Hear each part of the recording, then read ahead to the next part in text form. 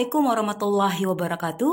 Bertemu kembali dalam pembelajaran Matematika Peminatan kelas 11 MIA dengan judul Identitas Trigonometri Sudut Rangkap. Langsung saja kita bahas.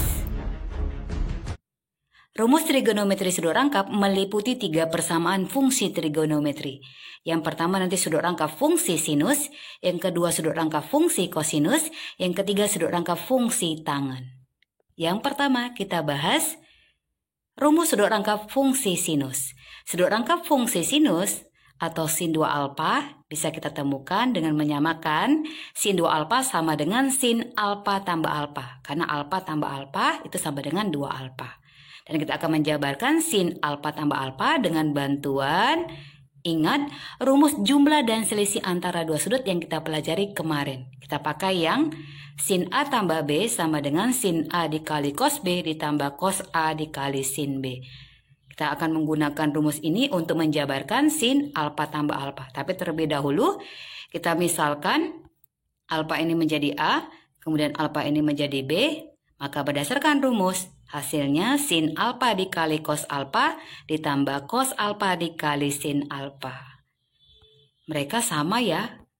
Karena sama kalau dijumlahkan hasilnya 2 sin alfa dikali cos alfa. Jadi ketemu dong rumus rangkap untuk fungsi sinus, yaitu sin 2 alfa sama dengan 2 sin alfa dikali cos alfa. Ingat, langsung saja kita masuk ke yang kedua, rumus sudut rangkap fungsi kosinus. Sudut rangkap fungsi kosinus atau cos 2 alfa bisa kita temukan dengan menyamakan juga cos 2 alfa sama dengan cos alfa tambah alfa. Dan untuk menjabarkan cos alfa tambah alfa, kita ingat kembali rumus jumlah dan selisih antara dua sudut. Kita pakai yang ini, cos A tambah B sama dengan cos A dikali cos B dikurang sin A dikali sin B. Oke, alfa yang pertama menjadi A, alfa kedua menjadi B.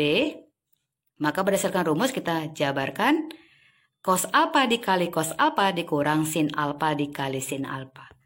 Cos alfa dikali cos alfa hasilnya cos kuadrat alfa dikurang sin alfa dikali sin alfa hasilnya sin kuadrat alfa. Ketemu satu ya, sudut rangkap fungsi kosinus. Bahwa cos 2 alfa sama dengan cos kuadrat alfa dikurang sin kuadrat alfa. Ada 2 rumus lagi untuk sudut rangkap fungsi kosinus. Jadi ini memang khusus untuk kosinus ada 3 rumus sudut rangkapnya. Kita akan menemukan 2 rumus lagi dengan bantuan rumus identitas trigonometri yang sin kuadrat alfa tambah cos kuadrat alfa sama dengan 1. Kita sudah mempelajarinya di kelas 10.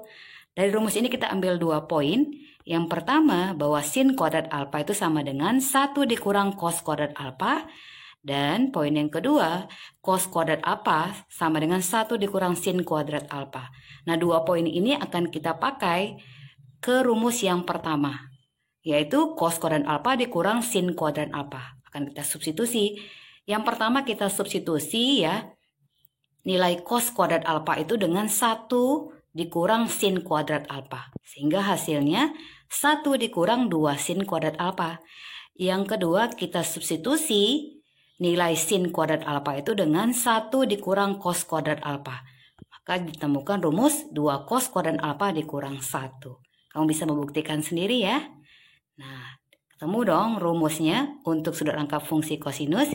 Yang pertama, cos 2 alfa sama dengan cos kuadrat alfa dikurang sin kuadrat alfa. Yang kedua, cos 2 alfa itu sama dengan 1 dikurang 2 sin kuadrat alfa. Dan yang ketiga, cos 2 alfa itu sama dengan 2 cos kuadrat alfa dikurang 1. Ingat. Contoh yang kedua, diketahui cos 2A sama dengan 1/3. Dengan A sudut lancip, tentukanlah nilai tan A. Kita jawab, karena yang diketahui adalah cos 2A, berarti kita pergunakan rumus sudut rangkap untuk fungsi kosinus. Cos 2A sama dengan, ada 3 rumusnya, tapi untuk soal seperti ini kita bisa pakai yang ini atau yang ini. Dan kita pilih yang 1 kurang 2 sin kuadrat A ya. Maka 1 kurang 2 sin kuadrat A sama dengan 1/3. 2 sin kuadrat A sama dengan 1 dikurang 1/3. 2 sin kuadrat A sama dengan 2/3. Sin kuadrat A sama dengan 2/3/2. Yang hasilnya 1/3. Dan kita peroleh sin A dengan mengakarkan ruas kanan akar 1/3. Sama-sama kita bagi ya. Masing-masing akarnya disama dengan 1 per akar 3. Boleh sampai sini atau juga bisa kita rasionalkan. Sama-sama dikali akar 3. Hasilnya akar 3/3. Ini kalau ditanya sin A.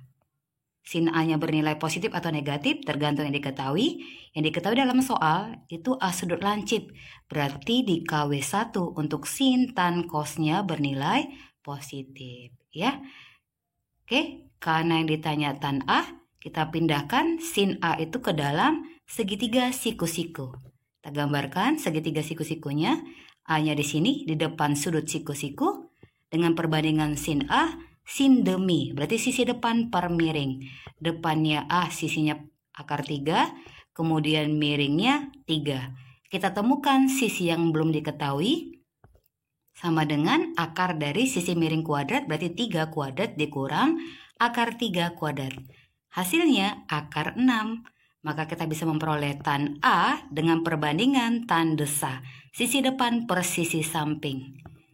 Depannya akar 3, sampingnya akar 6. Berarti akar 3 per akar 6, kita rasionalkan dengan sama-sama dikali akar 6.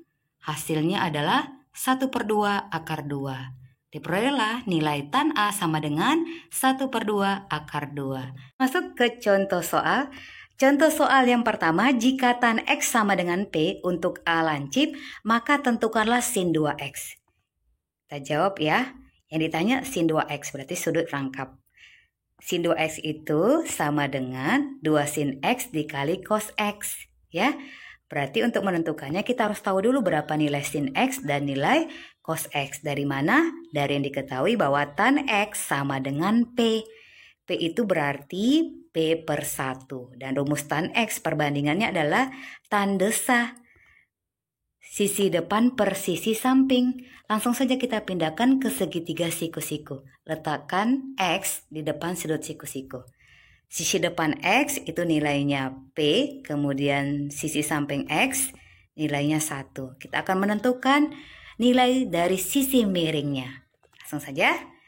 Sisi miring itu sama dengan akar dari P kuadrat tambah 1 kuadrat sama dengan akar dari P kuadrat tambah 1. Udah ketemu ya? Masing-masing panjang dari ketiga sisi segitiga siku-sikunya.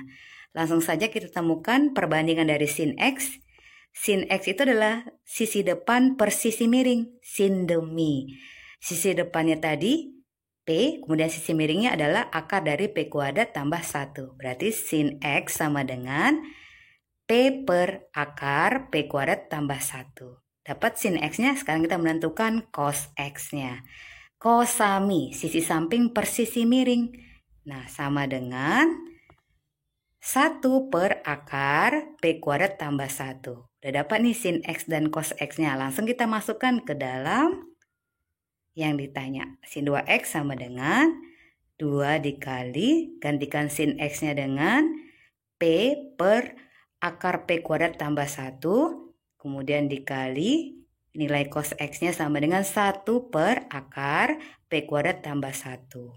Oke, karena dia sudut lancip berarti berada di KW1, sin dan cos-nya semua bernilai positif.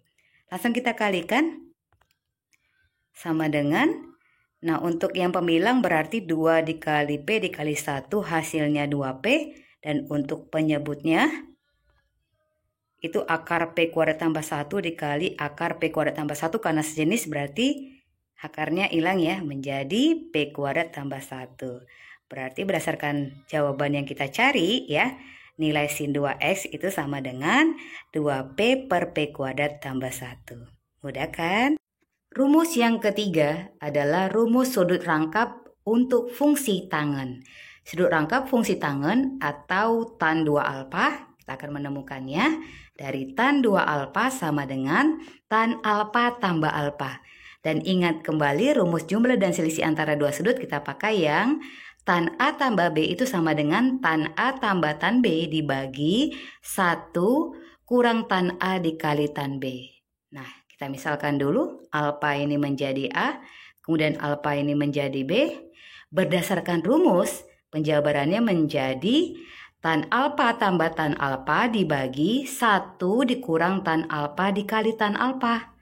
Sama dengan tan alfa ditambah tan alfa itu 2 tan alfa dibagi dan 1 dikurang tan alfa dikali tan alfa.